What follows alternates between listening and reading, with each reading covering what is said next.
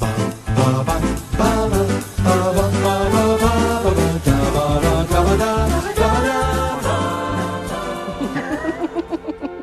how long do we have to do this for? Well, we need to build up a very strong connection.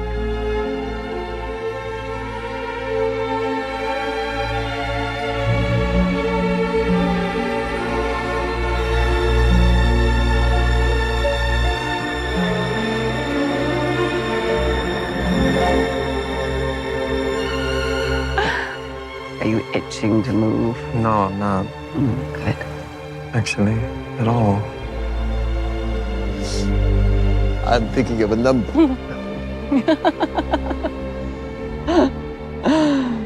Oh, I don't know. 9. No. 5. No, you have to think. I'm trying to. It's 2, darling. 2. It's 2. Like us, a pair. 2 little ducks in a pond.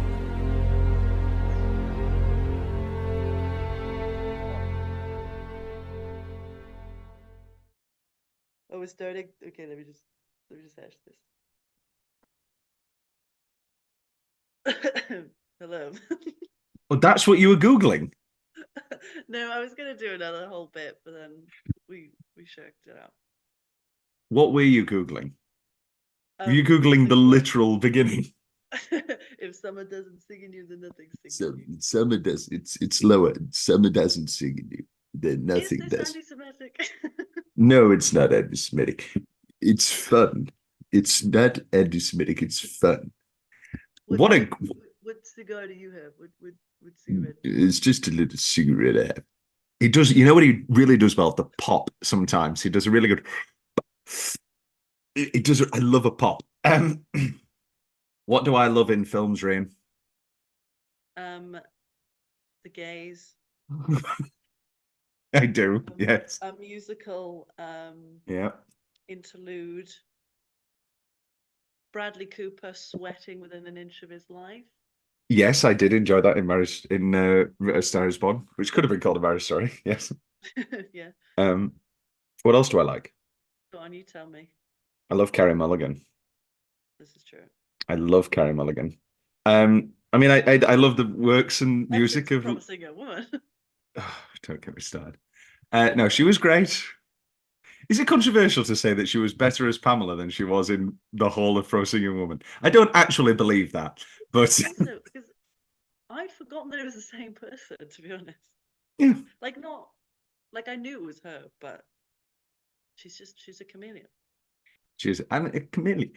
Have you been working on your Felicia? Because Felicia's harder. Give me to the end. Darling, please. No, you're going to sit down. This is what adults do. You see, I have a type. It's wonderful. I can't believe you're throwing in anti-Semitism within 30 seconds. Hey, I mean, who better authorities to talk about it? I'll tell you this story because it's quite funny.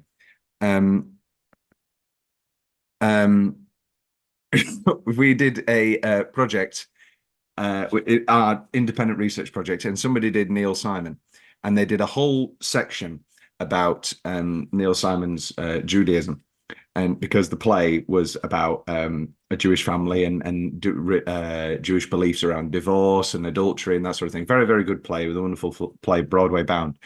And the man whose project it was isn't Jewish, and none of us were Jewish. And so the tutor made them say some sort of statement. And so and this was in COVID, so halfway through, he just incredibly awkwardly went, I nor any of my cast are Jewish. And so when this got... It's like the wrong kind of disclaimer. It was like, don't worry. Don't worry, guys. And so when Maestro came out and the immediate controversy began, good friend Ava Robinson, who was in that class, messaged literally saying in block capitals, I nor any of my cast are Jewish. I'm going to allow you we can do 1 minute. We can do 1 minute on it. I have 3 points to make. I don't think I want to. But it's just, it can't be ignored. It was a huge thing about the film. Yeah. about this Well, prosthetic I nose. sent you an article, didn't I? Mm. And you were like, just wait until it comes out, and then we can make an informed decision. To be honest, I had, when those pictures came out, my first reaction, again, I'm not Jewish or whatever, but my first reaction was, wow, that is the best makeup work I've ever seen in my entire life. I think Old Lenny is truly, truly astounding makeup work. And then, and then it became a big, lots of Jewish actors and Jewish people came out and said it was quote unquote Jew face. Now, the term Jew face, the last time I heard that, I want to bring this up because the last time I heard that phrase, Jew face, was in relation to Sarah Silverman, who was commenting negatively about Catherine Hahn being up for a Joan Rivers biopic.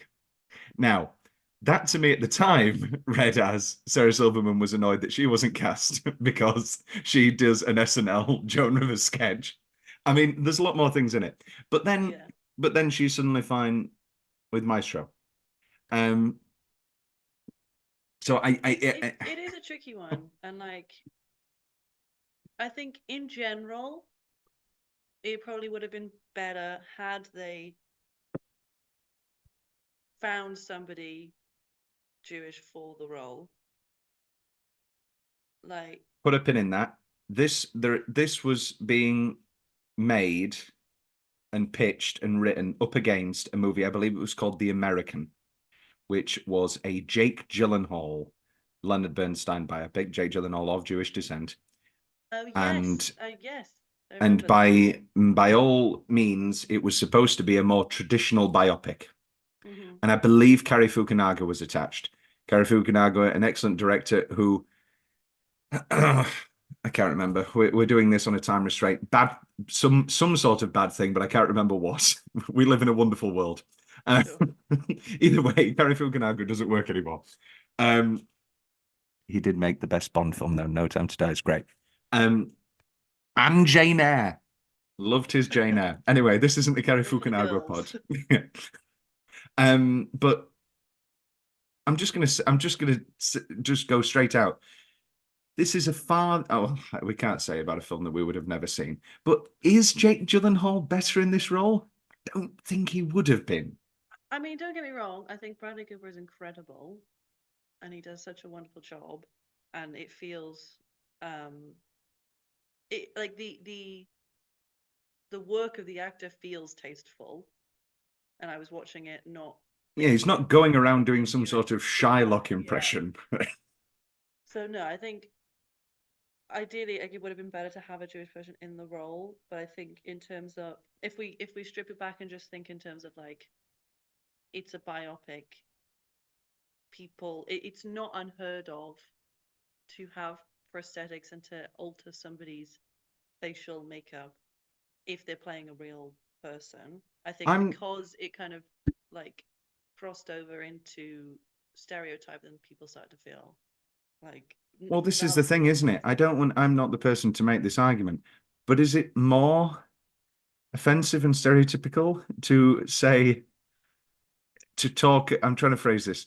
Is it more offensive and more stereotypical to say, oh, he's done a big nose, he can't do that, like as if a big nose is the only thing that can be said about being Jewish? I don't know. I think, well, they Gianmarco Ceresi, who's like a Jewish Italian stand-up, he made a lot of comments on it, and mostly about the film, like, good thing the film's not in 3D, but like, he was saying like, oh, come Leonard on. Bernstein, Leonard Bernstein, he didn't think that his nose is actually that big in real life, so like, it felt like excess. Well, right, this is the thing. Bradley Cooper has said, I'm not even going to venture my own. Well, I have kind of ventured my own opinion, but I'm just presenting different things that I have heard from all the spheres. No, that's fine. You can take that road. Bradley Cooper has said that, like, about how the actual prosthetic, he described it as the depth of paper. Like, it's incredibly thin anyway, and it's just part of the whole thing. And like even in those quiet moments, like when he's talking to Jamie on the in the middle bit with the interview and he's got that fabulous cardigan, And it's like it just looks incredible. It looks incredible for the whole film. And I'm talking about the entire makeup. And the nose is a part of that. And the fact of just adding a small appliance. And well, anyway, I guess like a good point to leave this on is is that the Bernstein children? Family, yeah, were more than happy to go forward Hmm. with Bradley, and they were happy with all, everything that was confirmed for the film. The So Bernstein children have been incredibly integral to the film's release, production, and praise. And in that the does bring case, me on to another oh, go on. kind of question, but I suppose we could leave it for later, and that's the ethics of biopics after the person has seen You it. told me that this can only be an hour and 20 minutes, and you want to talk about the ethics of biopics. As somebody who was at the cinema yesterday and sat through back to back bloody Bob Marley trailer where he's in his car and he turns off the radio and he goes, "Don't worry." And then it's straight into him doing 3 minute like I'm like, oh please, surely we're done with this. Please. And then that back to back with back to back with Back to Black. Back to And I Black. was like, That I am genuinely worried about. well, that's because you like Amy Winehouse. So this is the thing, isn't it? You have an invested interest Yes, in but also like I don't know. I feel like she was one of the few celebrities that was just kind of untouchable. Like it was one of those things like you didn't think there was going to be something made about her because of how like her relationship with the media was so strained, and like people always say like fame, like she was one of the ones that fame like really got to her, yeah. and it Amy is a felt, wonderful documentary. Everybody should just yeah, watch Amy. it felt tacky to kind of exploit her story further.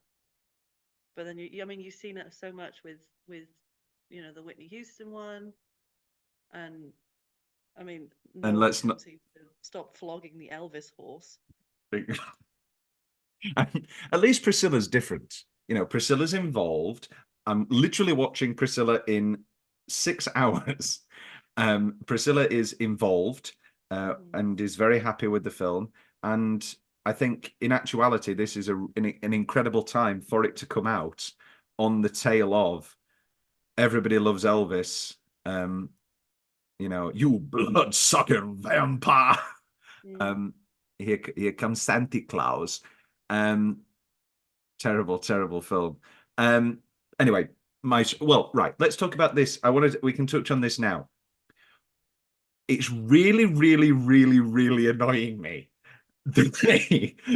I watched Poor Things. I'm kind of meh on Poor Things. I'm sorry. It's incredible. It's very, very good, but it's very, very long. And to be honest, I felt it. And I know that I'm the long movie guy, and I get it. But Maestro is my Oscar season sort of. It's not even a dark horse. It's my Oscar season one where I'm like, I don't get this. I don't get the hate. This is the one. I guess this is my Mank this year. Is this my Mank? Yeah, I think so. Because May December is my film of the year. Love May December. It is my favorite film of the year. And that will become my Licorice Pizza, I guess. In that, I hope it wins something. Oh, it's not going to, and I'm just gonna. Oh, anyway, that's another pod. But I just don't get the hate. I'm sorry. People saying that this is a cliche biopic.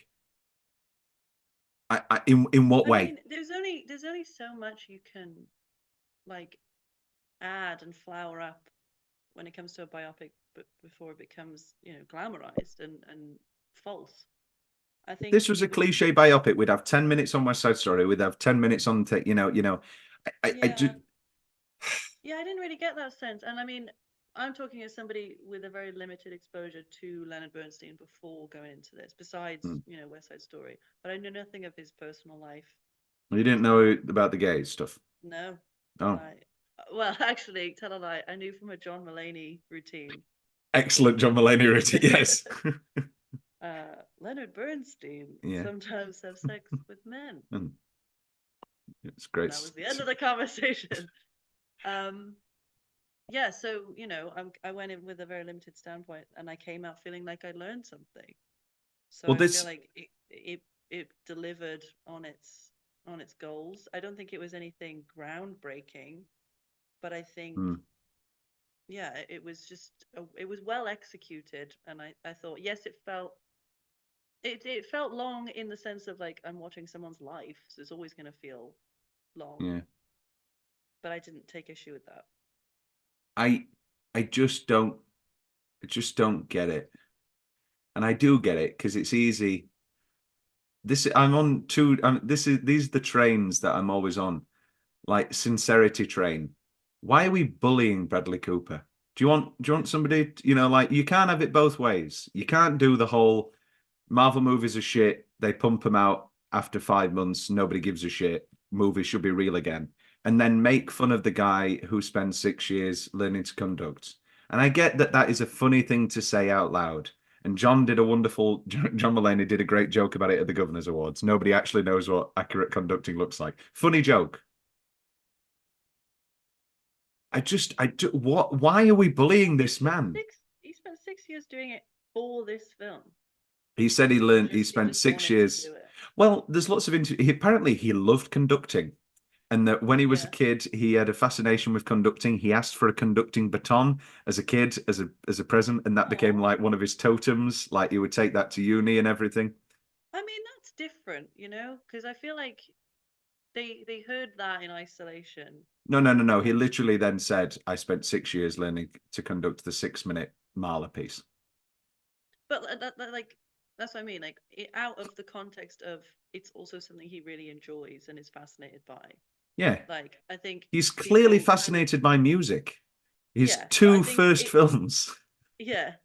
Hearing that out of context, I think people lumped it into the camp of, oh, actors doing too much in the method. Yeah. Like, your Joaquin Phoenixes and your Jared Leto's and all that bullshit. I think people probably put it into that camp of like, why are we doing more than we need to? It's literally a 6-minute scene. But no, I think that's really admirable. Like working for something, and also it's one of those professions that people don't really realize how much goes into it. And I watched a video of the real Leonard Bernstein like coaching someone, and it is like it's fascinating to watch. He's talking about the down beat, the rest. He's talking about you got to do the rest in the red time. He's got it. It's wonderful. Everybody give a round of applause for William. It's fantastic.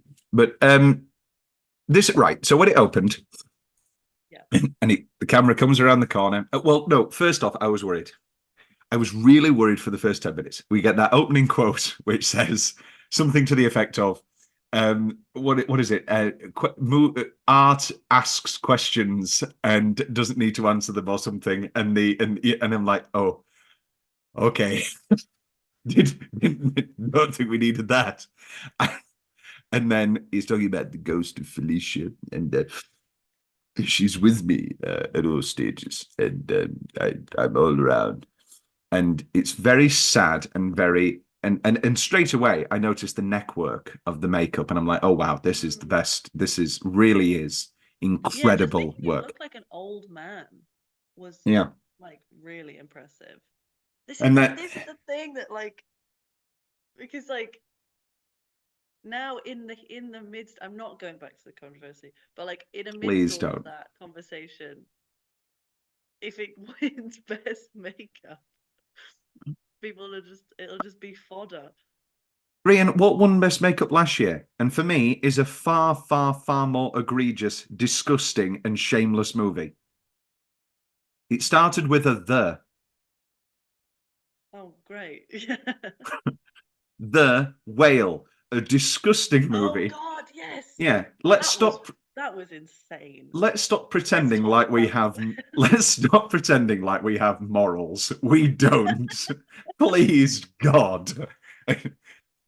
And they do that little montage of like makeup. It was, I don't know, it was probably Donald Glover or something, and it was like makeup can change a movie, and then it cuts to like bum bum bum bum. Like it was like I think it was Black Panther. Was it Black Panther?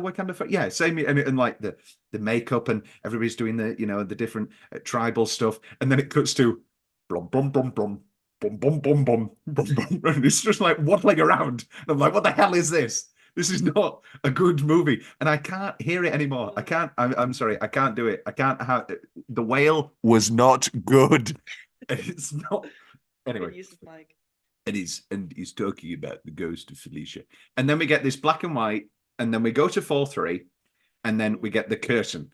And this is where I thought, oh, this is going to be a tried and tested biopic, because I'll also bring this up. You're a great person to do this with, because although you know West Side Story, you don't know anything about Leonard Bernstein. Yeah. I am fully acquainted with the fact that I'm a Broadway freak and know Broadway, baby. And I know full well that what was his name? Tavlar, Bruno Tavlar. Anyway, whatever. I know everything about the thing I can't remember. No, but I know full well that the Bernstein got his break. I think it was like we've seen the film 5 hours before us, so no rehearsal because somebody was ill. And I know that fact, and then he's does the bongos on Matt Bomer's ass, and he's, you know, you got it, boy, and he runs down to Carnegie Hall, and I was worried because we get this bizarre zoom into the podium and zoom out, and we're zooming around Carnegie Hall, and I'm going, what the hell is this? Bradley, and then this leads into the conducting.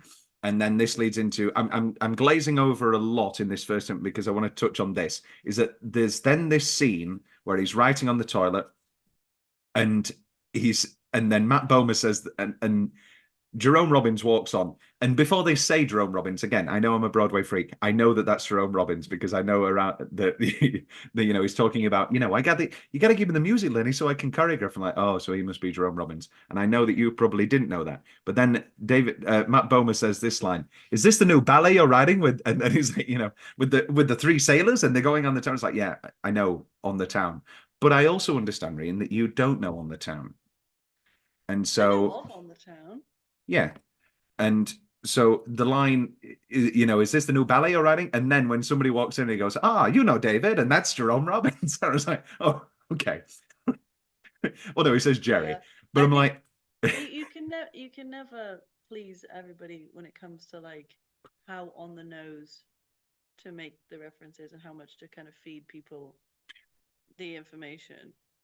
Well, I actually think you can, because after this point, all of that stops, and the rest of the film is kind of like, go at your own pace, make up your own, you know, like they don't mention the word Candide. I don't think they mention the word Candide once, but we hear Candide, we hear the music of Candide, he's rehearsing Make Your Garden Grow, and we're just like, oh, this is the new, you know, and you have to sort of piece it along as you go.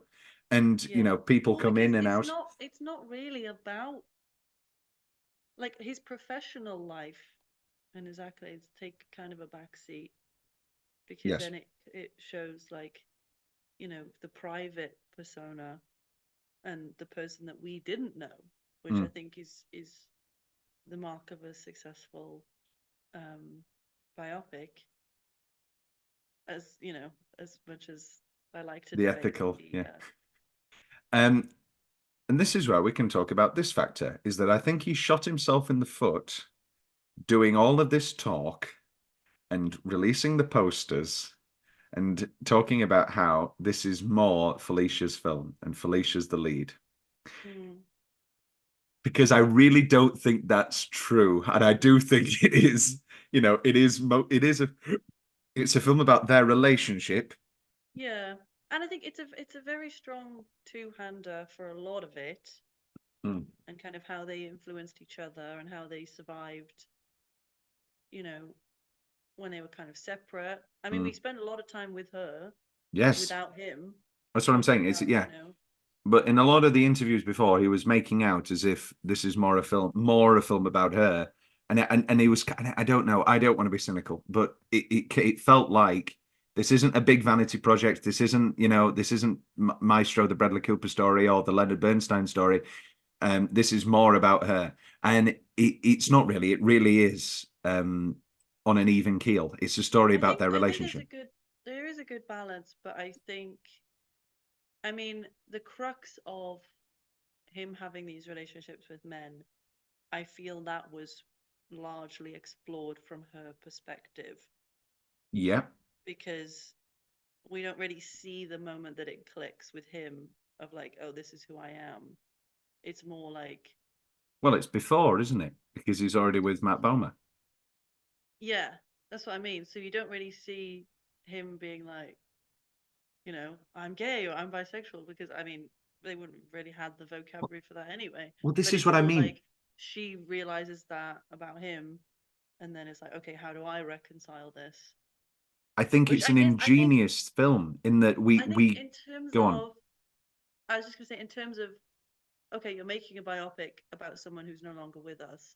I think that was probably the best way to spin it, of, focusing on, like, it would have been cool to have his point of view and his, discovery and whatever, but I think that was the best way to authentically portray what was going on, is to have it, be through Felicia's eyes. Well, apart from the Marla scene and apart from the opening 20 minutes, this is a movie entirely about those quieter moments. We don't get the big quote unquote Oscar. This is why I don't understand people saying that this is Oscar bait or this is cliche biopic and like really boring biopic, because we don't get the big, I'm gay and you never understood that. We don't get the big scene, and we don't get Carey Mulligan's big monologue where she says, I've chosen to let you do what you want because I love you and I want you to She choose. kind of does, but it's not directly to it. Like, they have, like, they're yelling in the bedroom. Yelling in the bedroom, but that is years after the fact. Yeah. We don't, yeah. You've got, I mean, I really loved her talking to the sister on, Oh yeah. um And I in thought the that would be park, and I then thought that would again, be and enough. then again at the restaurant, after the daughter leaves. I thought that was really effective. I miss that child of mine. Yeah. I think Mulligan's excellent. I really do I think understand. both people are Oh my astounding. god, yeah, she's like beautiful. But yeah, I agree. Like, I think there's nothing, like, there's not like a Marriage Story level blowout fight. Like, Well, I don't there think is. in that way. There is, but it's shot from the furthest point of the room. It ends on a darkly comedic button of a big Snoopy balloon going by. All of the dialogue is overlapping. You can't even hear some of it. And I think I just don't get people. Well, anyway, yes. I want to talk about Matt Bomer. If Matt Bomer had another couple of scenes, I think he'd be up in conversations for best supporting actor, because I think his silent acting when, by the way, he's a real clarinetist called David Oppenheim. What a year! What a year! But when Bradley brings when Lenny brings Felicia to see his clarinet show or whatever, and he's like, oh darling, you were brilliant," and then that look on his face, that slow realization of, oh, all right, okay, you're going to marry, all right, okay, you're going to be with a woman now. And he's absolutely brilliant. I did you ever watch Boys in the Band when they did it for Netflix? It was very, very good. It's a very good play, a very good play, and they did a Netflix film of it. Well, I mean, they did a brilliant original 70s film, but they did one in the for Netflix with Jim Parsons. Maybe. Yeah, Jim Parsons and Andrew Reynolds and God, who else was in it? Oh, nice. It was very, very, very good. Watch it. Yes. So we're jumping around. Let's talk about the meeting. So we get the beautiful strains of the full film is Leonard Bernstein's music, and that's Bradley Cooper's way of saying, this is how we get the career, we get the music, and we get this incredible static shot of Carey Mulligan walking down the pavement, and it's beautiful movie star stuff. And then she's into the party and she's talking and then we get this is another thing where I know that I'm a Broadway weirdo. I knew that was a Betty Comden and Adolph Green, and I was like, oh, hello, I know these two. Yeah, they're gonna sing a song. And then I don't think Sarah Silverman works for me in this. She's the only one I don't know. She's the only one who I can't really put my finger on it. She's just the only one who felt kind of like they were playing dress up. I don't think the voice is entirely there. I mean, there are a lot of actors that people always say. Timothy Chalamet is a big one, and they say he's got too much of a modern face that they struggle to see him in like period dramas because they're like, you would just know what an iPhone is. Yeah, I've heard that. Was I it don't know. that He was good there are in some Bones and that's all. too iconic in the now for you, or is No, it not at all. I just think it feels like she's doing a put on. I'm from the 40s. Look at my brother. And it just felt a little bit like she was doing a 40s thing. Sure. She's I don't know, not I didn't feel that. I bad. didn't feel that so Yeah, much. yeah. Sarah Silverman, carry on the payment. Oh yeah, I'm just the piano player. No, hello. And then I enjoy this moment where he's sat at the piano and he's like, "What's your name?" And she's like, "I'm Felicia." And then he goes, what a curious form of words." And he starts playing the piano, and then they just start singing "You've Got That Look," and it's as if he's about to go Felicia or something like that. Felicia, And instead he's just like, met a "Good girl. name, Felicia. I'm in the closet and it's hard." No, um,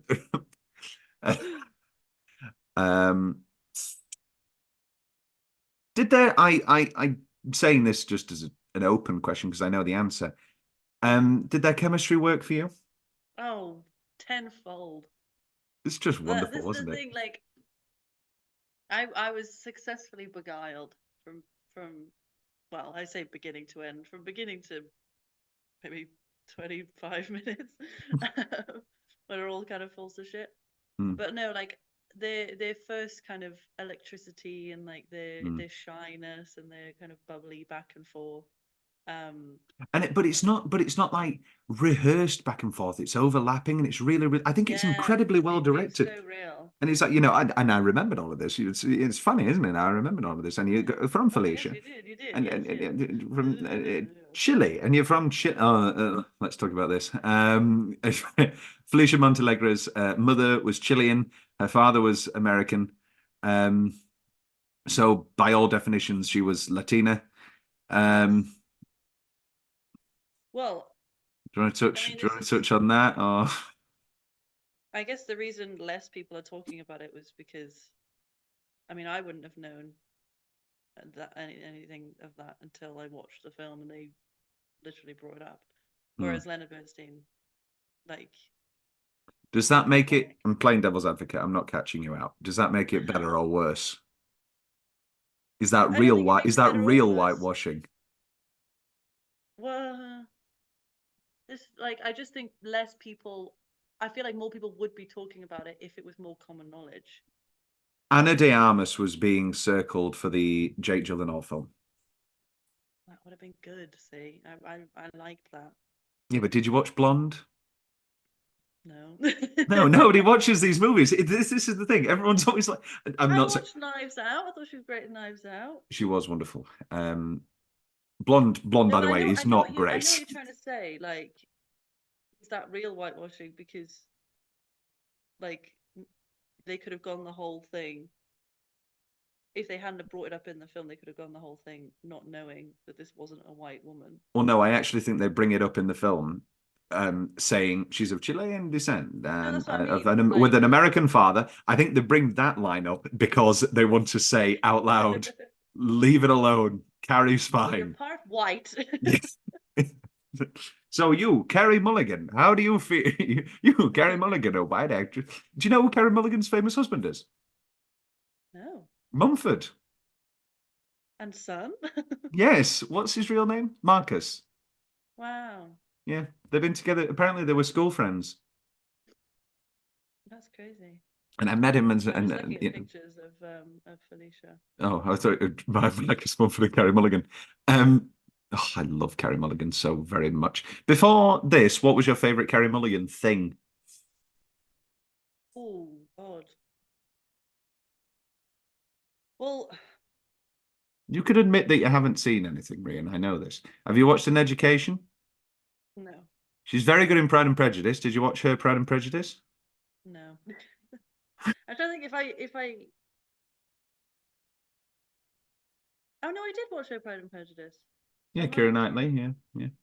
I guess it didn't. It didn't stick with me. She's very good in the filmed version of Skylight, David Hare's Skylight, where she's with Bill Nighy. Yeah. You know, it's fun. You know, yeah, deal with this anyway. Yeah. I What's didn't end up next? watching She Said because I felt it was just too soon. But I I guess don't know if it was too soon. I think it was just too long, no, and Inside Llewyn Davis. she's brilliant in Inside Llewyn Davis. Just wrap it up with even I'm not going to quote a film you haven't seen. Okay, so we get their wonderful flirtation, and then they've got the ghost light flirtate, and just beautiful image making, and it's really, really Hollywood romantic. Would you say in a world of binaries? Would you say now on the record, is he gay or bisexual? No. In a world of binaries, are you a more first half black and white person or a second half color person? Because which did I prefer? Yes, because it is almost the exact. I believe it is at the hour mark. Yeah, I mean, each of them has their own like merits. You're not talking about anti-Semitism anymore. You don't have to be so on the fence. No, I think I preferred the black and white. Just because like it's youthful, it's exciting, like it's first love, all that fun stuff. You're telling me you didn't love the cancer drama? Well, this is the other thing. Like, I felt cheated because they made smoking look so cool for so long, and I was like, oh yeah, I genuinely I got to like the hour mark, and I was like, I should take that up. Yeah. And you know what? And then she's smoking again the minute she gets the diagnosis. Is it a little lighter I hear, darling? Ooh, no, don't use it lighter. And rated out of 10. I think it's pretty good. It is pretty good. I was expecting a lot worse. Well, of course you would, because you think it's funny. Wait till you hear some of these later. We've got 1 minute and 20 now before our first break. And that's nowhere near enough time, so I don't know why I'm bringing up this. Did you like Star is Born? And can we recontextualize? Everybody loves Star is Born. Why is everybody being so negative? Why do we love to punch down on the golden child who made a really good movie? I love A Star is Born. Yeah. And really that was like my first big Bradley Cooper. If you don't dig deep inside your fucking soul. He really is giving us great voices to imitate. Honestly, yeah. Like I couldn't tell you what he actually sounds like at this point. And then, again, I'm sorry. Has anybody brought this up yet? Another film hugely surrounded about a nose. Oh yeah. But that's her actual nose. No, I know. He should do an interview where it's like, I actually modeled my nose off of Stephanie. And it's like, oh no, Bradley, please. Oh, that's not in the sense that Who's going to do your makeup now, Mr. Mr. Cooper? Let's not. Wonderful. We're going to take our first break. And are you really being hard on? Yeah. Are you being hard on Felicia? Are you? We're starting again. Okay, let me get all my things in order. Okay, all right. Let's do. Okay, we're going to talk to. Go on, show off how good you are. Show off your Felicia. It's high. Well, there's a fair bit of bouncing around that she does. Say the word work. Work. Your work. And there's one, just like learning to do Margaret Thatcher, you have to say Thatcher, and and madam, darling. Go, no. This is what adults do. We're going to sit here. I miss that child of mine. And you've got to, and you know what it is for Lenny, and it's in a scene we're about to get to in a second about make your garden grow. Is that you're going to make the high note sur. The amount of vowels in Saw when he goes sur, and it's hilarious. We move to color. Oh no, sorry. They have sex on the floor, and and he's talking about farting, and he's like, well, there'd be some tonal pitch variations, for sure. And it's very funny. And she's like, no, stop it. crazy. Stop it, my gay lover of mine. Stop talking about farting. And This is the other thing that, like, I'm not ashamed to say. In addition to, like, wanting to take up smoking, I think I messaged you. You around did. the 40-minute mark and said, "Where is my musically inclined bisexual man to sweep me off my feet?" there are stereotypes in this world, and I don't want to take part in them. But Rhian, on one nightclub night where she was quite inebriated, started hitting on for an extended amount of time what can be politely referred to as the gayest man that's ever lived. And he was so blatantly gay. It was, oh God. Listen, you don't grow up in theatre without having a type. No, I've been time and time again the recipient of, you know, that wonderful thing of, are they actually in love with you, or are you just the only straight guy in the drama group? You know, it happens. Where are we? Sex on the floor. I understand that people do it, and I have partaked myself. But in what world does sex begin on the bed, and then they end up on, and that is a hard wood floor, and they Well, and then he they says, pop doesn't their he? legs Like, up. he says, doesn't he? Yeah, it's being on the flat surface with the legs elevated helped more. So maybe he was stood and then he felt a twinge and then had to lie down. Well, I don't know. I don't know. I don't think it traveled and then he popped his back. I just have a big problem with, like, there's one in Up in the Air as well, where it's like, oh my God, they've had sex for 3 hours and now they're on the floor. I'm like, and they do it in Marathon Man. They do it in a lot of movies. That is a thing I've seen a lot. Like, that is a trope I've seen, but I don't think this is an example of that. No, it's got arrhythmia or something. Yeah. We talked about the wonderful Matt Bomer scene, and yeah, I do think if there was a couple more scenes with Matt Bomer, he could be a shoo-in. And if anything, is back. Yeah. Yeah. Have you watched Fellow Travelers? I haven't yet. No. Then we get the interview where we get little Stevie Sondheim, and it's delightful. And this is a verbatim interview. This is another thing they've talked about with playing real people, and I guess it's the sort of, I don't know, Rami Malek or whatever. I hate it. Did you like Bohemian Rhapsody? Please say no.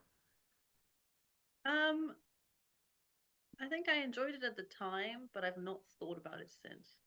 Nothing has irked me more than his, you know, bisexual partner or whatever coming to see him in Hamburg, and there are like a few tinnies and like the smallest rail you've ever seen, and he's just like, you know, life needs a little bit of anesthesia, and I'm like, are you kidding me? That is one of the ones, actually, I felt that it did feel like dress up. Yeah, completely. It felt sanitized beyond belief. Because he's such an iconic and such an imitatable character. It was difficult to make it anything else. Yeah. You know, I just bless you. Have I never done mine ready for you before? For my sins, no. What can I say? I just love singing. But what if we do a fringe play and it's like famous people or whatever, and it's all about biopics? Interesting. Like Assassins, but it's right.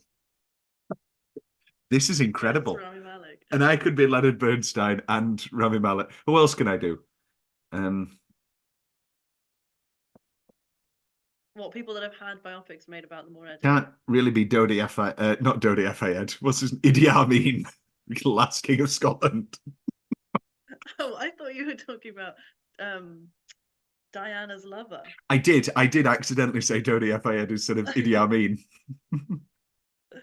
Brilliant. That could be Diana. You could be. Which one? Every scene you change. It's like an uncanny valley, like. One scene you're Emma Corrin Diana, then you're Kristen Stewart Diana, and then there's a funny bit later where you step on a stool and you become Elizabeth Debicki, Diana. Yeah. Are you tall? I'm trying to think if you're I'm tall. tall. Yes, I'm tall. Yes, you're a tall woman, yes. Can't see at home. I'm actually 6'5". I'll say that in your Several eulogy. inches on Jacob Elordi. Calm down. I am. You're not Uh, 6'4". He's 6'5". I'm 6'3.5". I'd say 6'2.5". We can measure. Okay. Not that it bothers me. Interview with yes, and then oh, okay. This is when he bumps into David Oppenheim and his new wife in the park, and it's the wife from the piano stool earlier, who presumably he was sleeping with at that time, and then he's like, you know something, and he kisses David fully on the lips, and then he's like, I slept with both your mum and your dad, and you're like, okay. Yeah, that was wild. And, so well, this is the thing. Historically, you would describe him as a bisexual. However, every single one of his close friends said, no, he was gay. If he could be gay, he would have just been gay. So this is the difficult thing with. I'm sure he enjoyed having. Yeah. Well, I don't want to say. I mean, he had 3 kids by Felicia. I think this is the difficult thing with trying to add labels and identify people from years gone by where attitudes were different. It's like, if they had the vocabulary for it, would they necessarily, use them? And you can also have, even today, you have people that identify as one way, and then they meet somebody who falls outside of that preference, and then they don't feel the need to realign themselves with something. It's like, no, I love this person, but I've historically been this one thing. So I wouldn't use the word historically, though, if I was describing.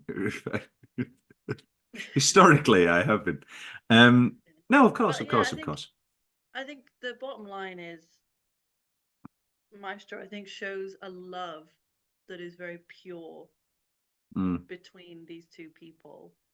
Whether it was like very, sexually passionate, romantically passionate in nature, like, you could tell they care so deeply for each other, and then would go on to be each other's like person. Well, this is the thing. We around this time we changed to color, and I just looked. It's not exact. It's not an even split. What is it? An hour? When does it start? Because this is on Netflix, so the final 7 minutes is credits. Oh, true. So it is about 48 minutes. Okay, so it's about an hour 10 and an hour and 48 minutes. Fair enough. So this is where we change to color, and there's the same position, but now she's from behind, and we're at this party, and we've skipped about 20 years, and we've skipped the whole. We don't see the scene of, I'll allow this. I'll allow you to have your boys. And the first mention we have is when she sat on the windowsill with her 2 friends who are wonderful, and she's just like, and the cookie cutter boys, and my favorite, and they're not my favorite, and she's joking about it, and everybody knows, and it's one of those and circles of the time and that sort of thing, and they've clearly made this sort of agreement that I will allow it. And then obviously he goes, he said, I'm going to take a massive dump, and a big dump, and then he starts flirting with this Tommy guy, and he takes him off to the balcony or whatever and brings him to the hallway. This is what confused me. Okay. I think about that time jump, because it's just kind of assumed that, yes, they've pre-agreed all of this, but then it almost feels like a point of scandal when she sees him. Well, I think very clearly the agreement is just do it on your own time and keep it secret. Don't do it at the parties. Because she says you're getting sloppy. Yeah. To me, that just reads as Ferrari as well this year, wonderful Ferrari. And, another, we decided you got to be home before the coffee.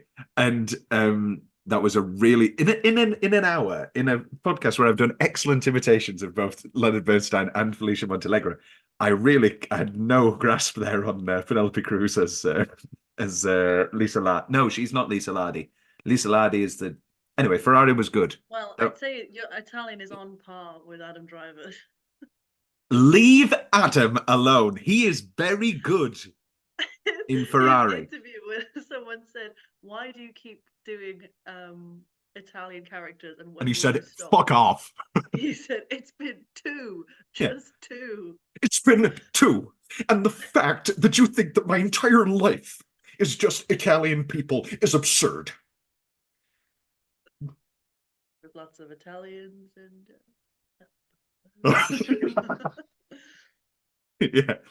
yeah. What? Wait a minute. I've got it. What does that have to do with Italy? Okay. Thank you. It's Italy. Yeah. Italy. Italy. Right. And what's Bert's joke? Going to the Vatican. It all comes full circle. Am I paying for this joke? Am I paying? I love Italy and I love jokes, but am I paying for this joke? He has to know that I wanted to go to Italy for him.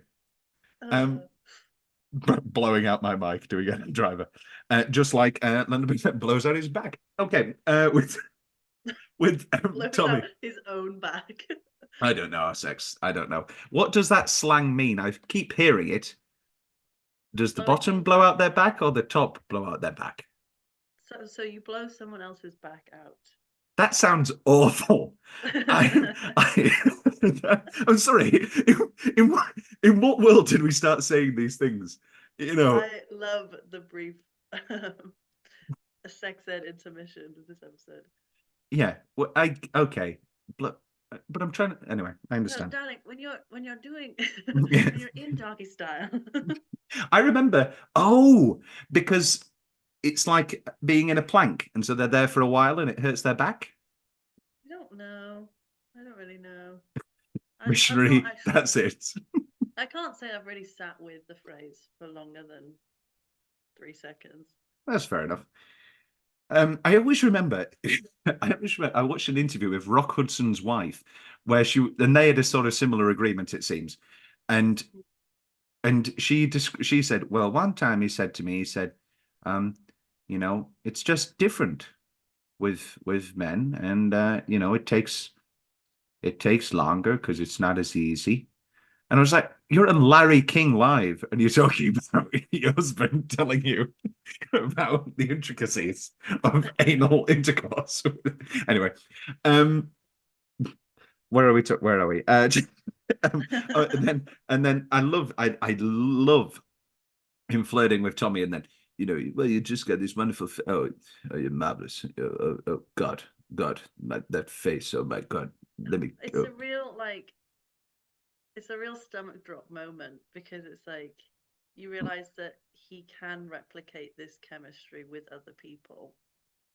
Oh, interesting.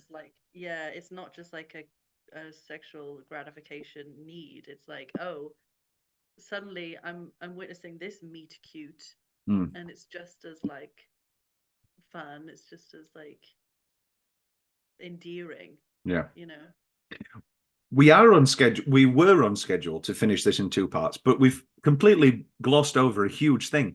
The on the town sequence from the first half, which is one of those bravura, look at me, if you were cynical, look at me, I'm Bradley Cooper, I'm going to do this huge, big, not only am I going to direct an excellent musical number, but you know what?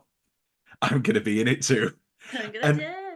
I think that is the only kind of quote unquote indulgent part of this.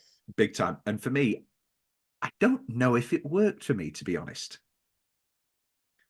Maybe it was just the point at which it appeared in the narrative, but then I don't really know where else to. No, for people like you who don't know Leonard Bernstein's work, for people like you who don't know Leonard Bernstein's work, that is the ideal time, because you need to see what he did and what he's doing. Yeah. and again, quite a little bit of an on the nose. I want a lot of things, and he leans forward and stares at the sexy man doing Jerome Robbins' sexy bum choreography. Yeah. Okay, a little on the nose. Pardon the pun. Oh. That wasn't on purpose, and I caught myself. Then we get so now we're back to colour, and you're getting sloppy. You're getting sloppy. And then we get this interview with Josh Hamilton. Now, when this was, you haven't watched Succession, or you have watched Succession?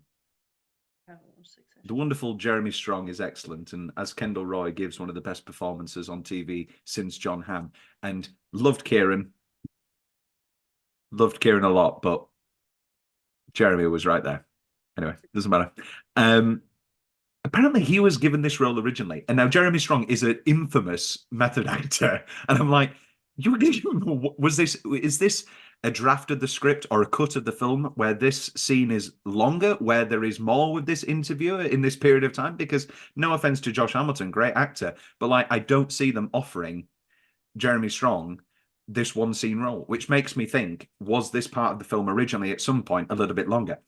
I love the cut that we get, really good scene. Bradley's insane. See, this is the thing. Everybody keeps talking about Marla and, oh, he's really sweating and look at him and he learned to conduct. And that is incredible. And I love the Marla scene like anybody. I'm not stupid. But for me, his best acting moments are this scene and more than anything, his scene with Maya Hawke later. I think if there was an Oscar clip. My God, yeah. Incredible. You want to talk about a bottom dropping out moment? Pardon the pun. Talk about a back blowing out moment. I'm always adding things to the show. We could make it a new thing. Best single minute, best back blown out. Are you always adding things to the show? Yes, but I'm not changing anything previously. I got rid of Oscar favorite. Sorry, Oscar. What did I call it? Travesty. I got rid of Oscar Travesty because we were doing the same years over and over again. And I added Best Specific Halloween Costume. I added Soundtrack Corner, or did I? I can't remember. And then we get this interview, and he's very subtle, and he's like, well, no, actually, when you add it all up, it's not much of anything. And he's talking, and I don't want to throw an entire industry under the bus. But the idea of being the next great American conductor, I'm going to say it. Oh, no, I don't know. Because they do incredible things. They do incredible things. But like, Well, it took 6 years. I know, apparently. I didn't really, So clearly there's a lot to the craft. Yeah, and I loved Tar. And I loved Tar. Lord knows I love Tar. Well, it's one of those things. It's like being a director, I suppose. Like, you have to know how to do the thing that you are instructing as well. So you have to be a great musician first, and then. But it leads very well into what he's talking about. Like, when you add it all up, it's not very much, because West Side Story will live forever. Whereas, although he did all this incredible work, on the TV, doing the young people's concerts and bringing classical music to a wider audience, you would never describe somebody, you would never you would never talk about a legacy of the time he conducted blank. Whereas West Side Story will live forever, and all that sort of thing. Even the quote unquote best moment in this film is him conducting Marla, not his own music. You didn't.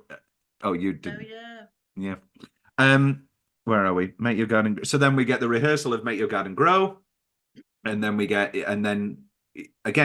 oh, this is nice. They're talking about her. I came up with this Chilean phrase that I'd thought about for years, and I just brought it up. And she takes everything up, and you think it's a lovely moment, and then.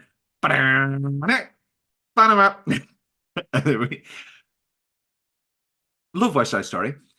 The only reference to West Side Story is 2 minutes. Yeah, 2 minutes of the prologue, whilst his gay lover is sort of being not villainized, but like watch out for this guy. Like, who's this guy? Yeah, I think that's my change. I would have liked more West Side Story motifs. If it could be done well,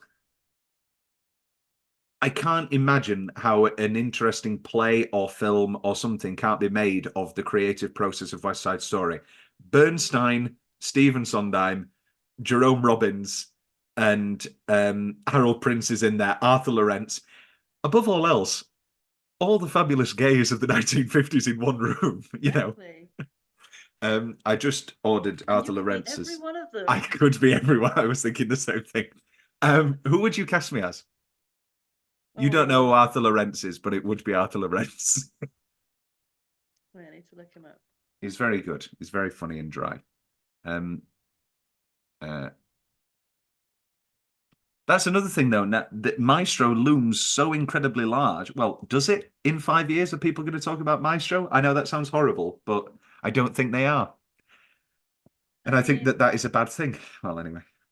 Yeah, I think I do fear again, like that we're becoming oversaturated with biopics, and this is from someone who loves the biopic. Like, and this is from someone who doesn't.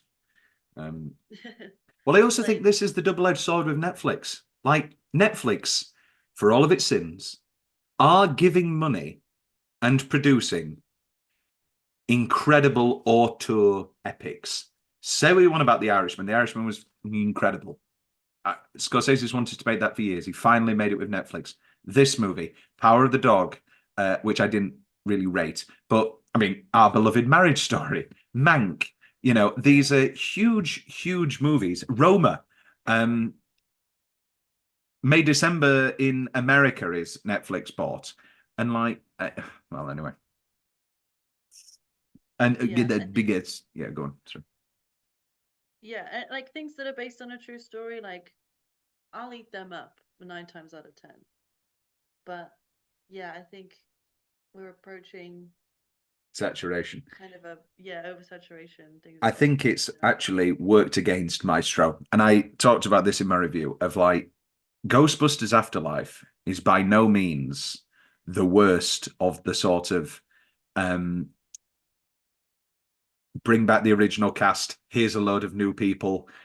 Things are from the original, but we're launching a whole new thing. As a matter of fact, I think it's probably one of the better ones. But it came at the absolute crest where there was one of these every fucking week. Yeah. And I was just done with it. It just like slips through the radar a little bit. But this isn't that, is it? Because, like I say, we've got Bob Marley and Amy Winehouse within months. Yeah, but then it's like you said, like in terms of the legacy, like how long will people be talking about it after this Oscar season? People love Bohemian Rhapsody just because we have taste and understand that it's one of the worst films ever, like one of the worst commercial movies ever made. Wow. Oh, I think it's. What did you think of Rocket Man? Loved Rocket Man. Pit those two against each other quite a lot, and I always put it down to, I mean, obviously you had Elton John, his input on Rocket Man, and it was a lot more kind of like sensational, but not in a way that detracted from like the truth of it. Yeah, I don't think it's the fact that Elton was involved. I think it's the fact that it was an actually well-made, interesting film, and the concept of doing it as a musical. And yeah, no, it was an interesting film. I just can't watch anymore. Yeah, this is good, I just can't do it anymore. I just can't do it. And it has, Rocket Man has one of those moments when he's penning your song. But apart from that, you'll never make it in this industry. What kind of name is Queen anyway? I just can't do it. Just cannot do it anymore. and also, Wonka was fine. Can we please stop starting songs with like a little stomp number? Like, bump a dump, and shake the martini. Bum, And it's like, There's music tick, tick, here. yeah, tick, tick, boom had one. La, la, la, la, la, this is the life. Slap on the walls, this is the life. I was like, please stop. Well, that was different because it started with singing and then they added to it. It wasn't like, Doesn't matter. there's music all around in the city and I'm going to find it because I have a trained ear. What was the annoying one? How does In the Heights begin? Same thing, doesn't it? And yeah, That, see, I'll accept it for In the Heights. well, exactly. We accept what we like. Yeah. I sound like Felicia. We accept what we like in this life, and I made my bed and I lived it. We're unfortunately going to go for 3 parts, Rhian. So let's speed up, and then it only has to be short. The biggest bag of kibble. Very funny. We've got. Let's talk about this. I'll just touch on this briefly. Jamie Bernstein being like, "This is a great. I'm so happy with this film." In which they have a full scene where she's just like, "Yeah, I'm glad, I'm relieved." And I mean, obviously, over the years, Jamie's character is like an asshole. Over the years, she's she wrote a whole book, and I'm sure she has come to terms, and it was a different time and that sort of thing. No, I know. But, yeah. I say that in jest mostly. But I just like that scene was just so gut wrenching of like, oh, I think like him beginning the conversation of like, the only reason I'm Jealousy. not talking to you about this is because your mother doesn't want me to. But then realizing, oh, like I actually couldn't talk to you about this, even if I wanted to, or even if I could. Don't you dare tell her the truth. And again, these rules that they've set in there well, it was my decision. It was our decision. It was our decision. And yeah, and then that incredible moment of no, darling. And then I'm relieved. And the look on his face and the multitudes of emotions that cross it make as much fucking fun of him learning how to conduct as you want. But that's the moment of the film. And that is the Oscar clip for me. Absolutely. Couldn't agree more. And make, have your fun. Ha ha ha. Ha ha ha. Leave him alone. Leave Bradley alone. No, like I say, we've established that it isn't that. It isn't him going overboard purely for a role. Or even if it was, it's like... No, it is that. It is that, Rhian. It is that, Rhian, because people... But Rhian, it is that because people on Twitter and people everywhere are like, the minute Cillian Murphy said, "Oh yeah, I got the script 6 weeks before," and I'm like, oh, the minute I heard that, I was like, he's done. Bradley's lost. There's a lot of pitting actors against each other, and like the efforts that some go through, and then the ones that make it look effortless. Elvis is a big one, with Austin Butler still having the accent. Oh my God, yeah. Lordy being like, I just watched Lilo and Stitch. Yeah, I and his being perceived as better. I'm not going to be that guy. They both dated Kaya Gerber, didn't they? So he's Austin Butler's still with her. So I don't think he just watched Lilo and Stitch, but I think he could have maybe said that as a dig. Tom's Gossip Corner. Yes, Austin Butler and stop Googling. I'm telling the truth. No. And yeah. Anyway, and then we get again, even the big quote unquote Oscar scenes that you could have are so bizarrely done. Like the conversation where they're talking about Tommy and like, well, I invited him because Jamie loves him. Well, don't be naive to that. You like him too, and he's here for you. And well, he is. Not going to ignore that. And it's shot from like the back of the garden. Just good, interesting choices that make it filmically interesting. And yeah. And then, we've got 4 minutes and I don't want to start talking about the big argument yet. So we're going to just touch on this. He's composing the end of Candide and then he's like, I finished. I finished. and then everybody cheers, which is understandable. But then Felicia just dives into the pool. It was one of those ones like,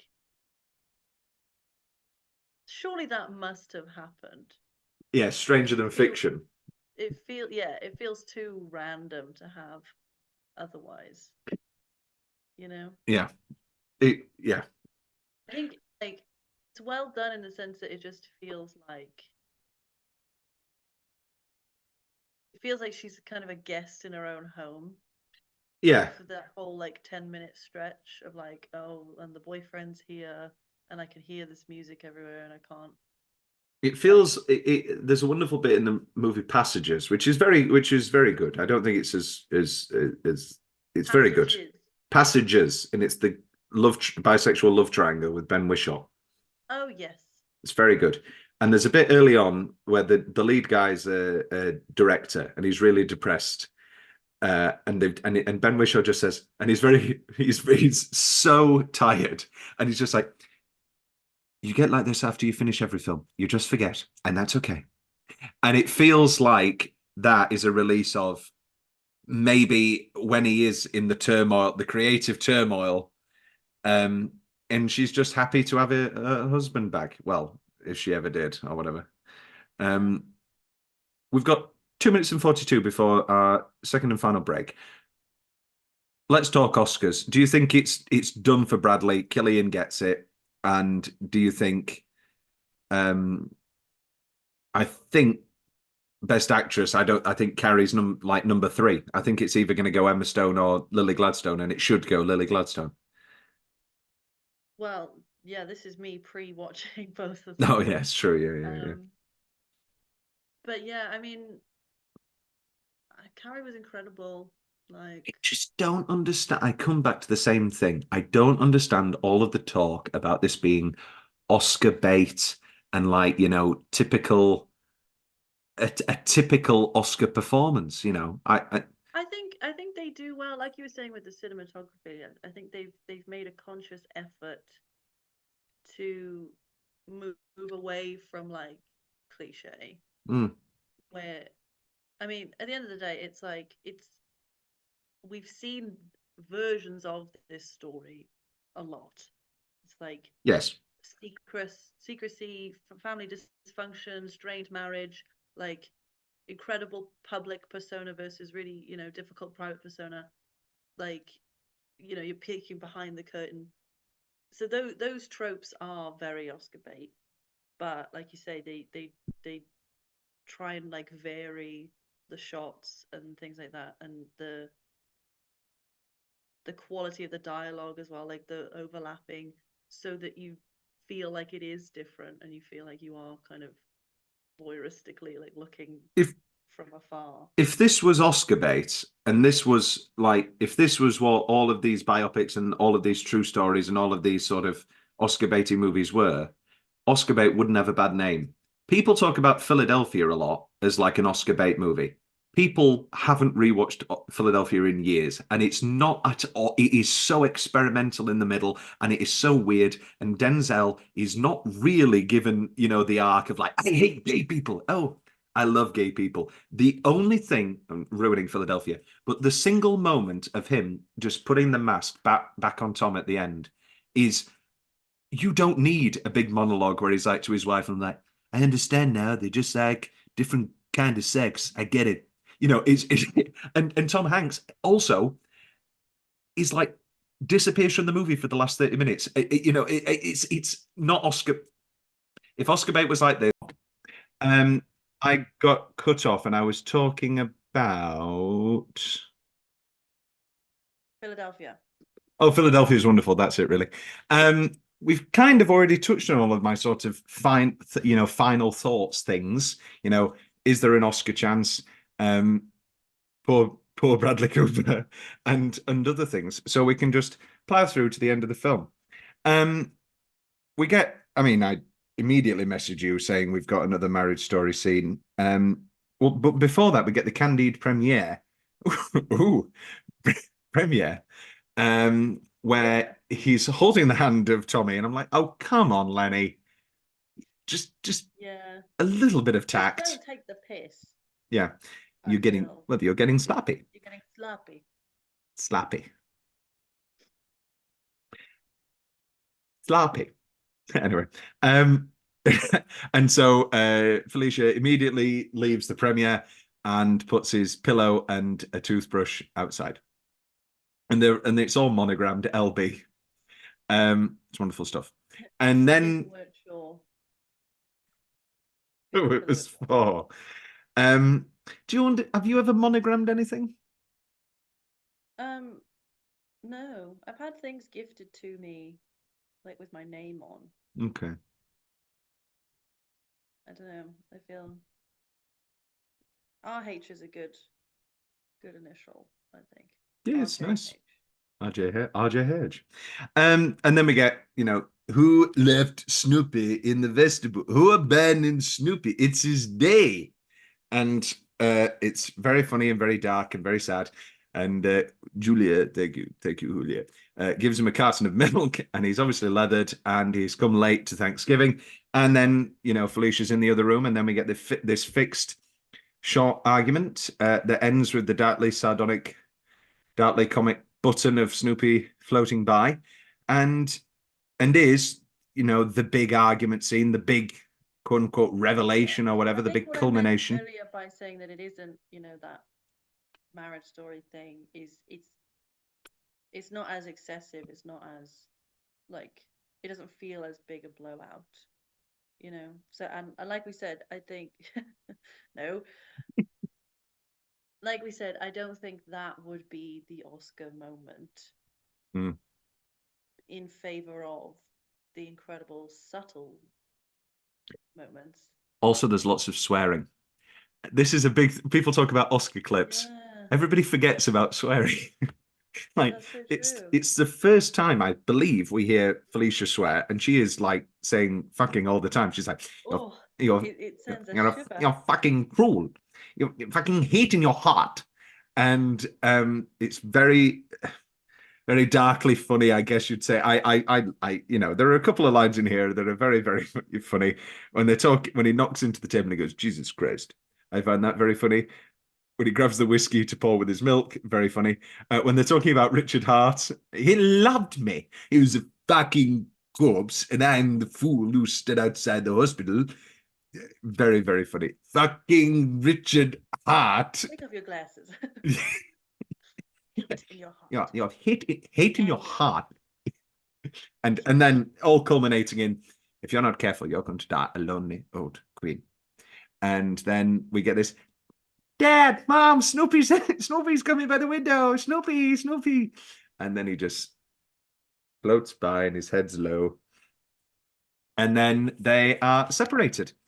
And we get what I'll call his gay sailor period, where he's dressed like Smee, and he does this big speech where he's like, for the rest of my life, as we have to be, have to live in our moral, whatever he says. And he's like, as more and more people are doing nowadays. And it's sort of referencing, lots of more people are openly gay, everybody's having a good time, and pass the Coke around. And, I'll just hold it.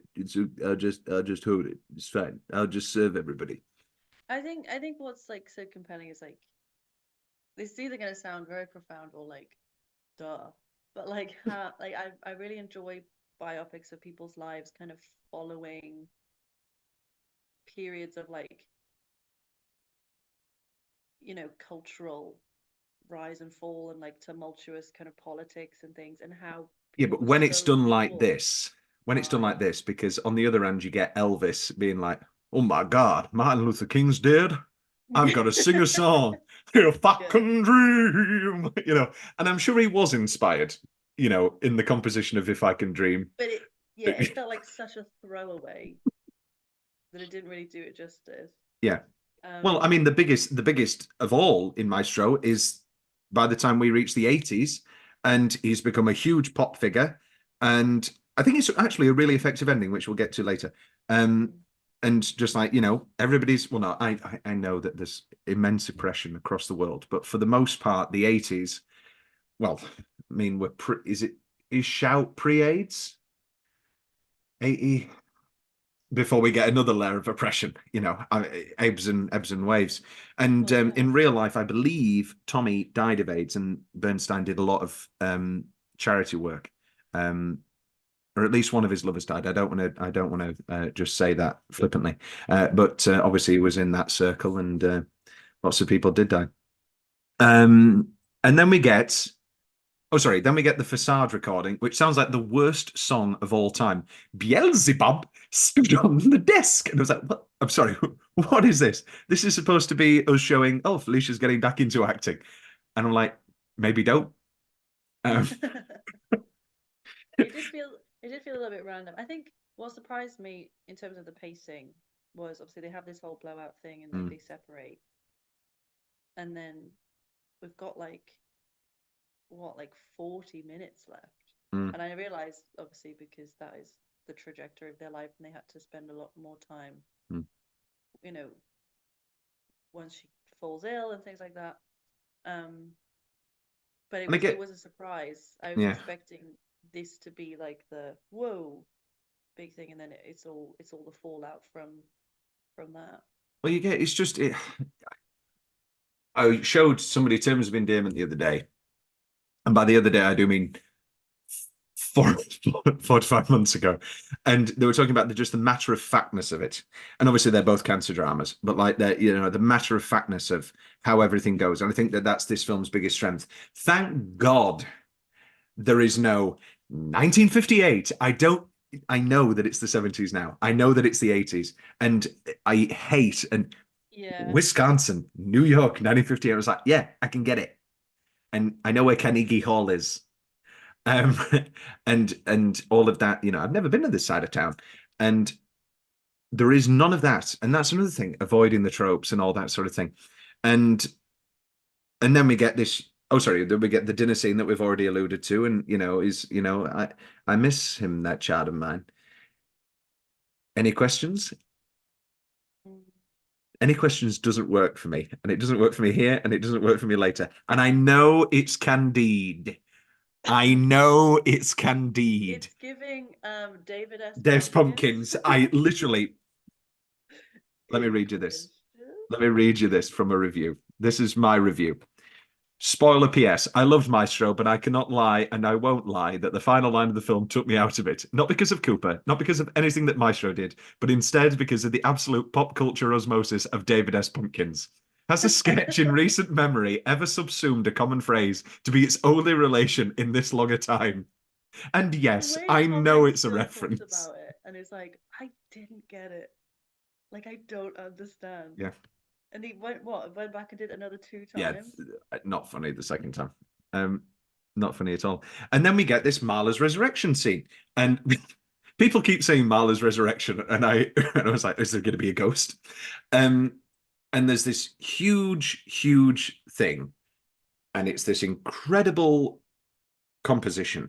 But it's just an incredible performance of mimicry, in this case, of the exact thing.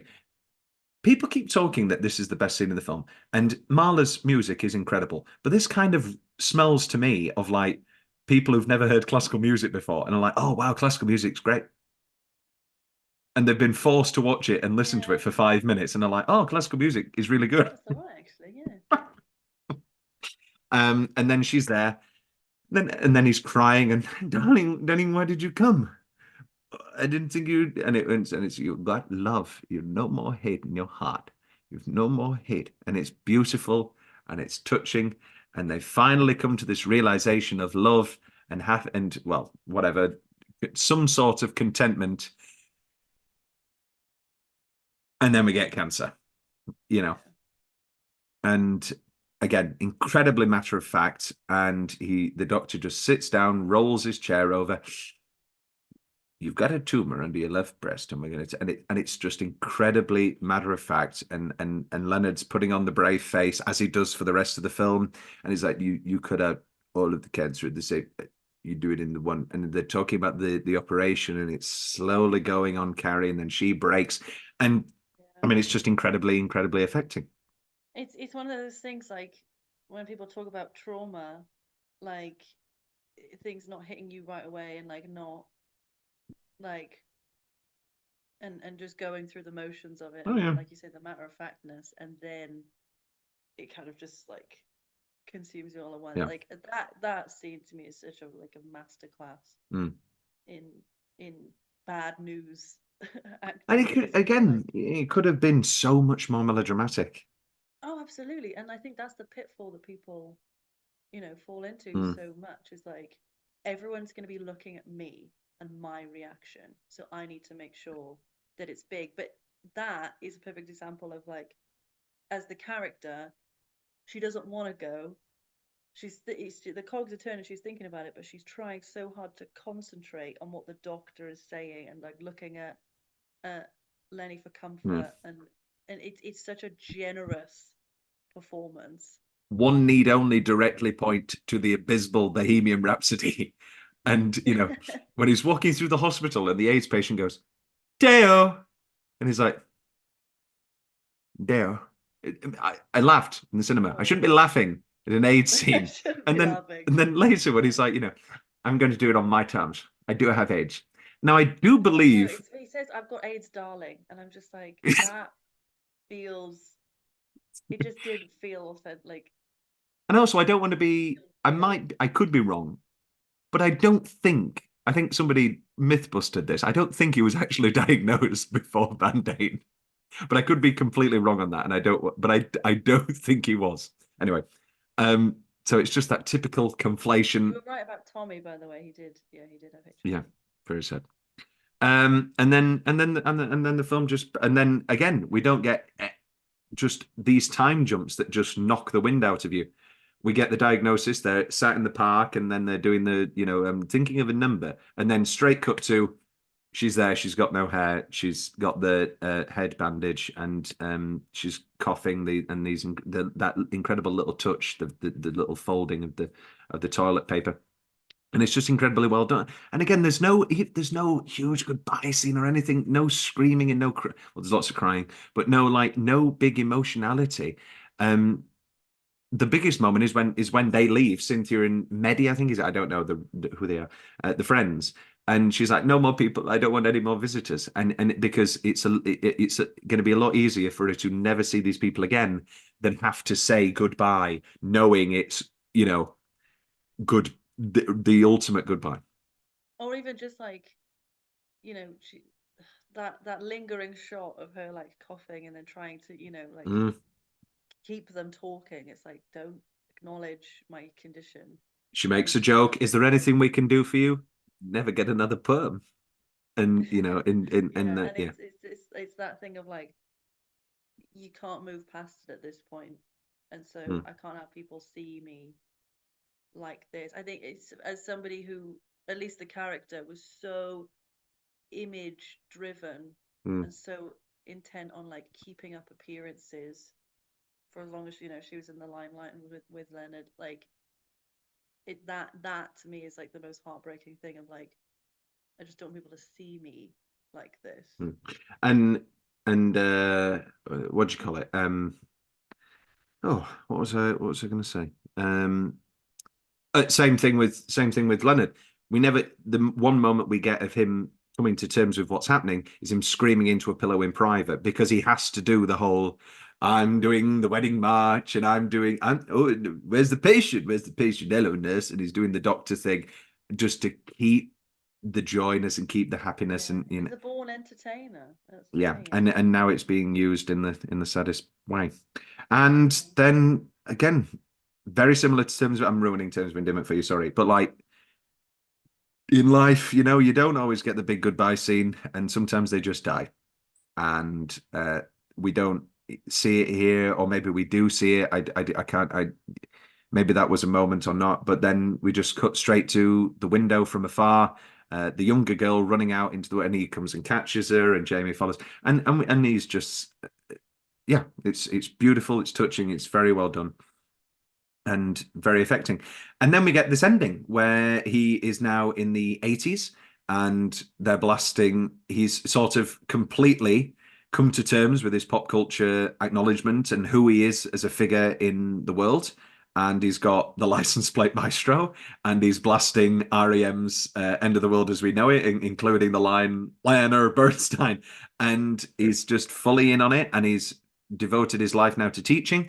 And we get this very humorous scene where he's helping this guy, you know, like, what I think you wanted to do is, now that I know that you're retiring into the legato, you wanted to do something.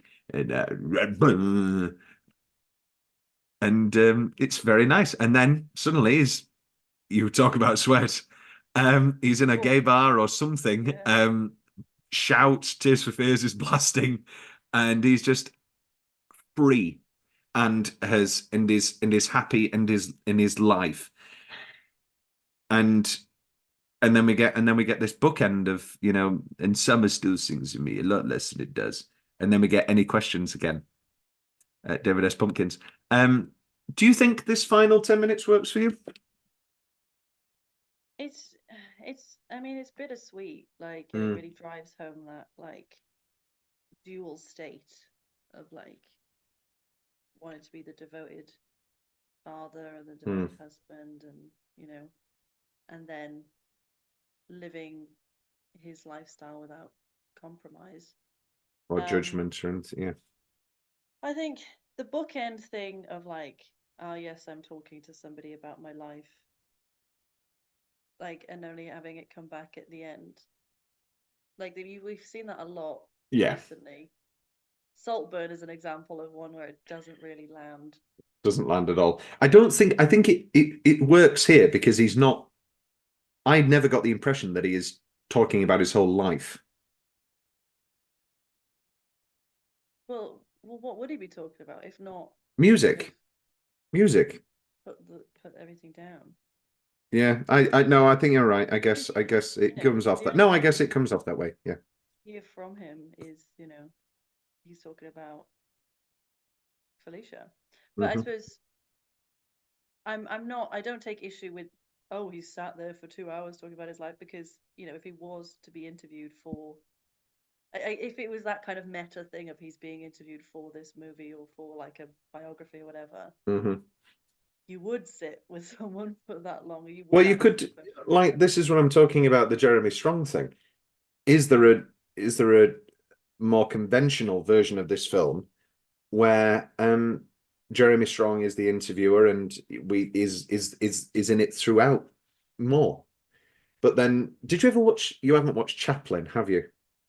No. Chaplin was originally short, and then I believe they added a whole sort of bookend and through narrative with elderly Chaplin talking with his biographer Anthony Hopkins, and it's more obvious in the narrative, in the narration. Chaplin's a movie I enjoy, even though it's not particularly excellent, I have to admit. But it does have that quality of, oh, and then I did this, and then I did that, and and you get that Anthony Hopkins figure. Even Jackie, I love Jackie, and that movie is about, and that has the Lee, what's he called, Billy Crudup character of, like, I'm talking, another fun voice to do, I'm talking to you about my life. But that's all about what she will tell this interviewer and what she won't tell this interviewer, and how she wants to present herself, and how she wants Jack to be presented. Does it annoy you the way that people in America sometimes call John's Jack? It annoys me. Yeah, it is kind of weird. Do you have any? Jack is like the catch-all nickname for like any name, though, any long name. Bernard. Well, no, like, so there's like an astronaut, I think it's Harrison Schmidt, and they call him Jack Schmidt. And it's like, well, how'd you get from there to there? Since when did you start knowing about astronauts? Since I started working at Space show. I could be so wrong, but no one's going to correct me. So no one's going to. Yeah. What if that's one of the? Well, it's not one of the first comments. We've heard comments, but, like, you know, actually, loves very interesting about Maestro, but actually, it's Alan Schmidt. Any final thoughts? I mean, we've already touched on sort of the final thought topics, and that's how I opened this third part. But any final thoughts on Maestro? Is Maestro a film that you'll return to? I think because Star is Born was what, 2017, and has had, I feel, a lasting legacy and will continue to.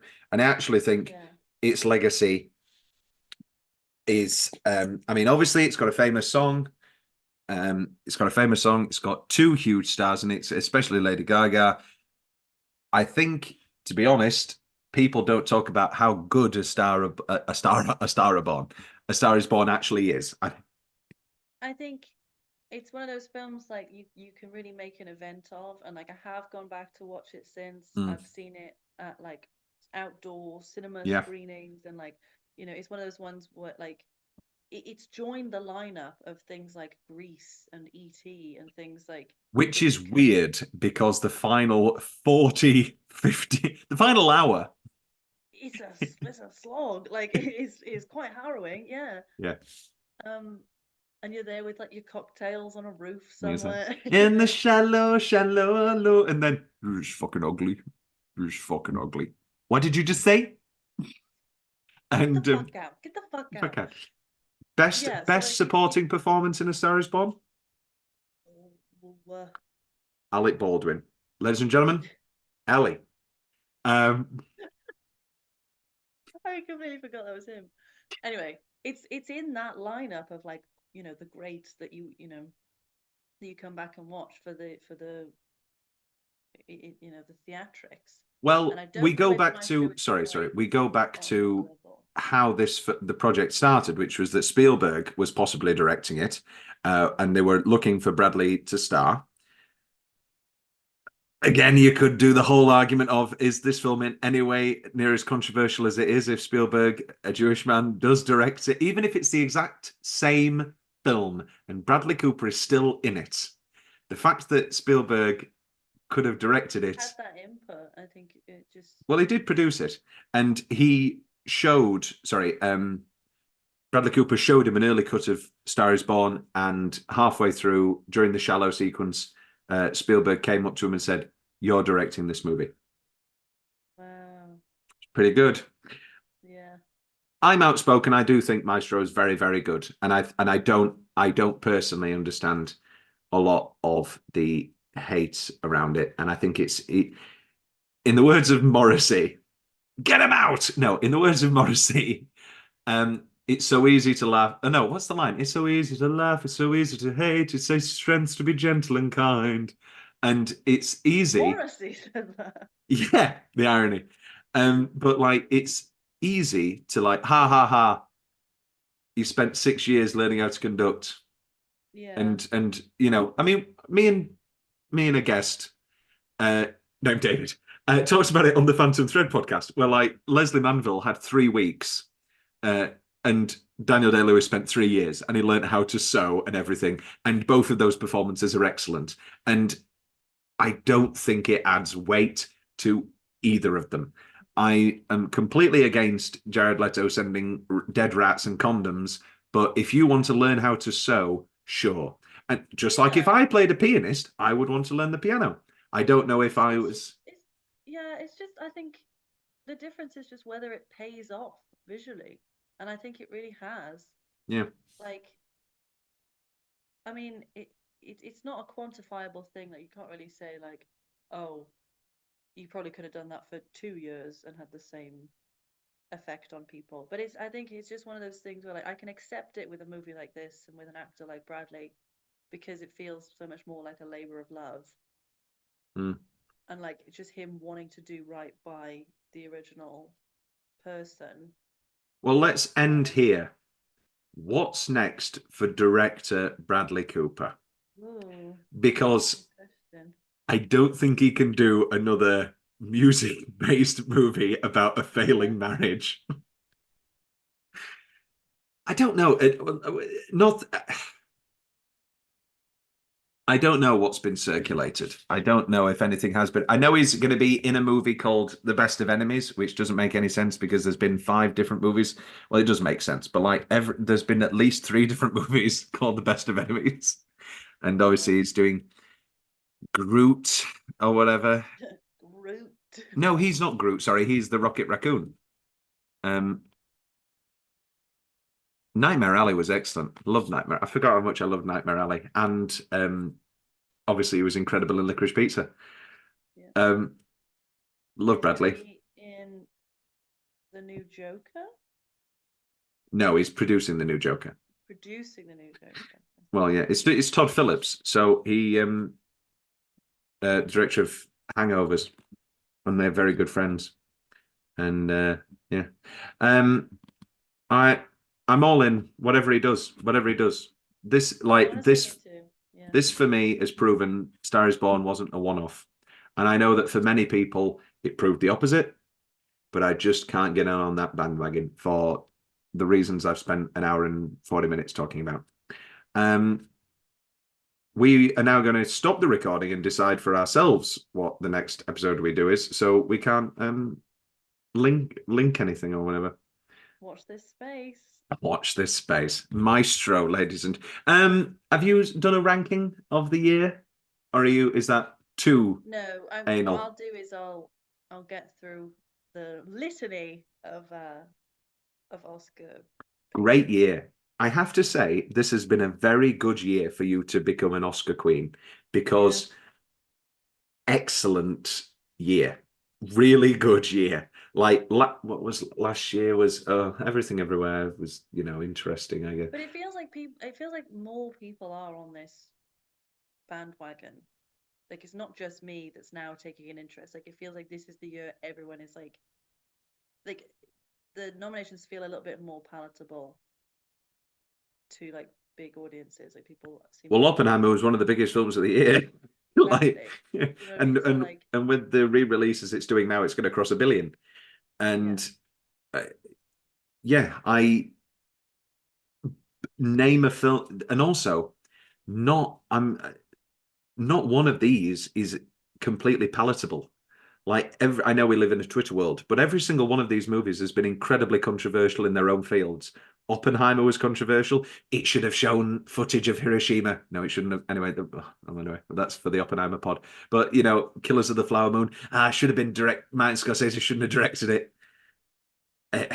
And I guess this palatable is the wrong word, but just like interesting to a lot of different demographics. And maybe it is the arguments that have, inadvertently drummed up a lot more.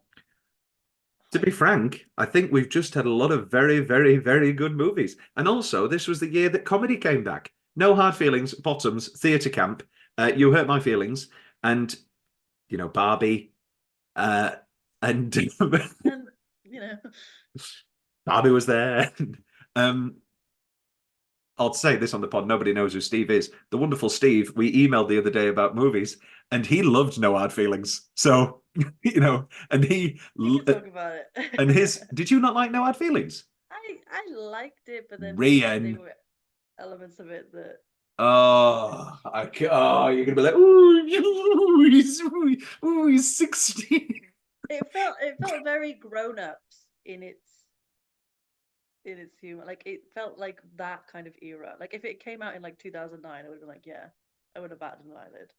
I was like, why is it coming out now? Isn't that the best part? Like, I guess, yeah, we're in a renaissance. Well, there we go. So that knocks off No Hard Feelings of the movies that we need to do. I don't want to do an hour if you don't like it.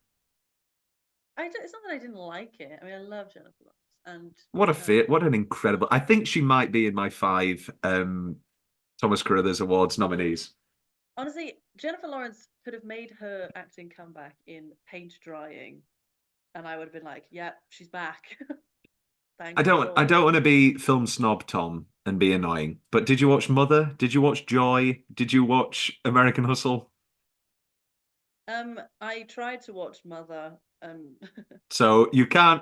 I'm sorry. You would watch her in Paint Drying, and yet you won't watch an actual good film she was in. So. No, I just mean obviously she took quite a long hiatus to have her child and things like that, and then now she's kind of back on the thing because she wasn't originally going to be in No Hard Feelings. She was just going to produce it. Who was it going to be? But they didn't know. Oh, okay. I could see Rose Byrne. So I'm glad she's back, whatever form that takes. Yeah, she should be the new. I don't know. Just please don't get back in with David O. Russell. I don't want to watch any more Joys. I don't. American Hustle is mid, and sorry, there's mid again. And yes. Anyway, we're going to decide our next episode. That was Maestro. And Any questions? any questions? Any question? Dabba dabba dabba da da ba ba ba ba ba ba.